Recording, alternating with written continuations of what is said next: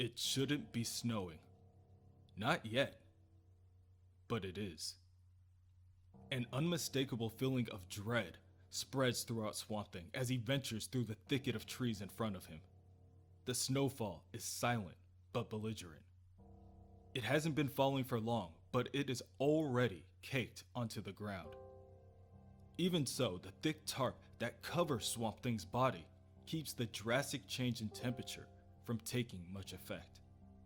The only sound being from his heavy body crunching the white carpet beneath him. Then, he is stopped in his tracks by the sound of a familiar voice. Holland! Swamp Thing is momentarily paralyzed as he realizes that the voice isn't coming from behind him. It's coming from above. Suddenly, a blast of energy speeds in Swamp Thing's direction. He is only barely able to jump out of the way in time.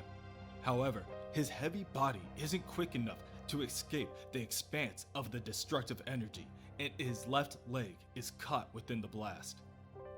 Swamp Thing falls to the ground and says nothing. The silence is broken by the murmuring of hundreds of tiny wings. Swamp Thing looks up to the sky and sees his friend and Abigail's husband, Matthew Cable, floating in the air surrounded by dozens of insects. His eyes roll to the back of his head. Matt, he asks. His stomach sinks because he already knows the answer. Matthew Cable no longer exists. Guess again.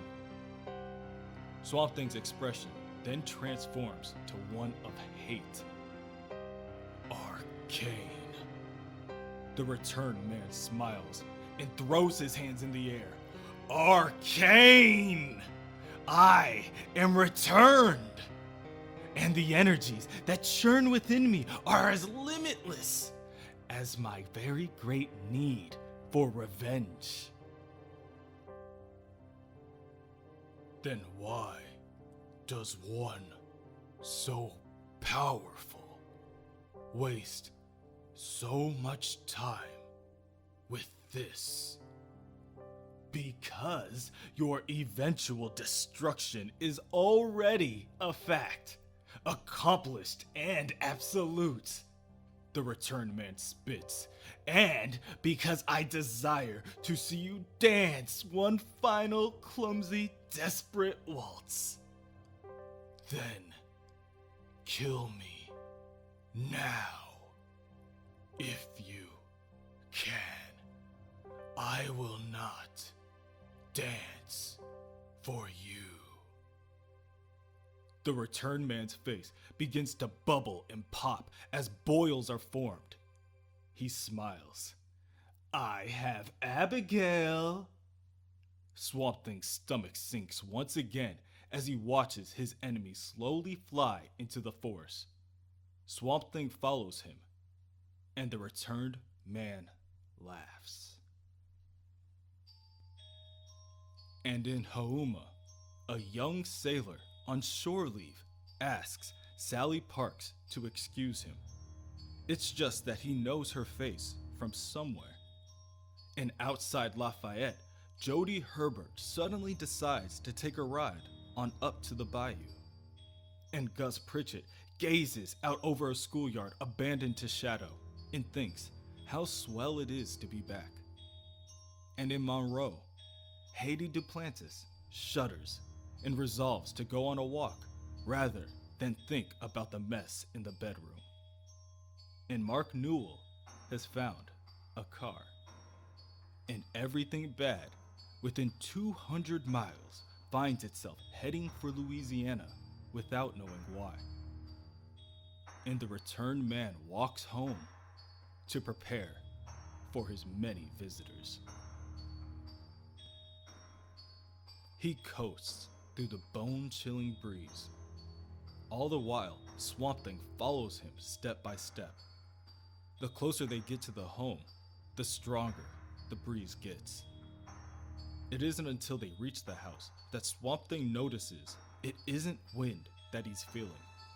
It isn't wind that pushes the trees. It's a dark, radiating energy that is coming from the epicenter of the house. The returned man floats into the home unfazed.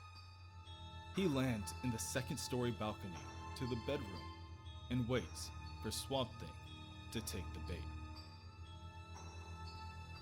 He does. Swamp Thing walks up to the house and ascends the front steps. He is surprised to feel a thin layer of ice breaking beneath his feet. He looks into the already open doorway and sees only a pool of water to greet him.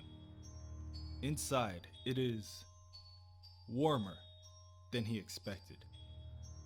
Even so, he ascends the staircase to the second floor, each step creaking under the weight of his body. Swamp Thing follows the staircase all the way up to a half-open door and opens it fully. He looks into the room and sees Abigail laying still within her bed. Suddenly, Swamp Thing finds he can't control his own motions. He glides through the doorway, convincing himself that she is just asleep. Abigail, the only one since his wife that... He walks closer to her bedside and finds that her head is rolled over to the side, lifeless and heavy. Her arms exposed, stiff and rigid down to her fingertips. Swamp Thing reaches for her, to hold her, to save her, to do something, but his hands tremble. It takes some time, but eventually, Swamp Thing picks up Abigail and carefully carries her out of the room. Swamp Thing exits the room and he is once again greeted by the buzzing of the beasts. Now, no longer just insects. The returned man is followed by flying and crawling demons alike. A few even slither around Swamp Thing's feet as he descends the creaky staircase.